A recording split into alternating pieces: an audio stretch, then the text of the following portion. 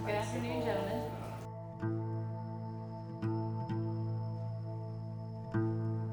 For survivors, there is no time to prepare, to adjust to the idea that the victim is dead, or to prepare for the feelings of loss. Very in-depth curriculum. I think it's needed. I probably eventually all the offenders pretty much need to be in a course like this. Even with taking prescriptions, that's the big thing on the street right now, a legal prescription.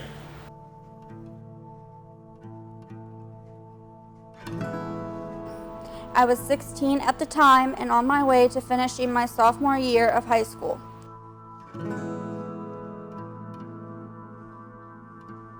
I don't remember the actual impact of the crash, but I remember very well being stuck in the car with the car engine pushed into my lap. Being trapped in the car for 45 minutes and feeling stuck and terrified for my life has traumatized me up until this day.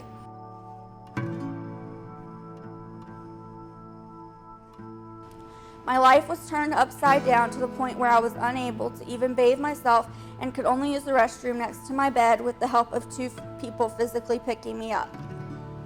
I live in this wheelchair because I have bad leg pain and because I pass out without warning.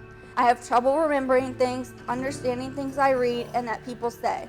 I even have trouble having a conversation with someone because I can't think of a word or completely forget what I'm talking about.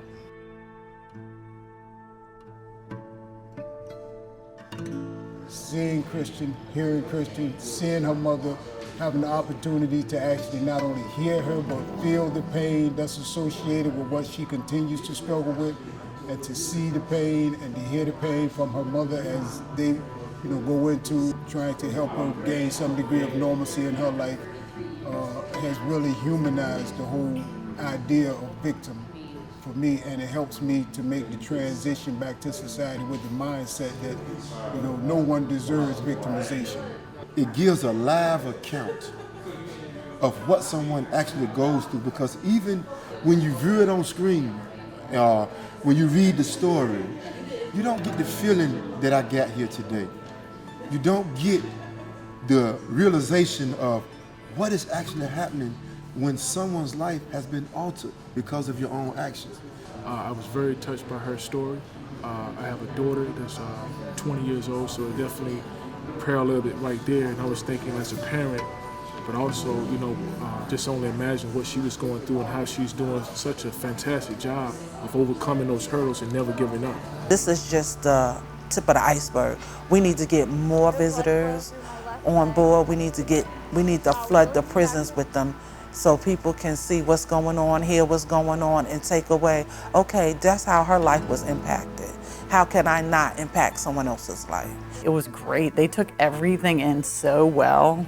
I was just shocked at all the great comments that they had and the things they had to say and the questions that they had. And I was watching the offenders while she was talking to see how they were taking things in. And a lot of them you can't tell, they're pretty rough, so you can't tell. But a lot of them you could just tell that they were really, it was very impactful to them.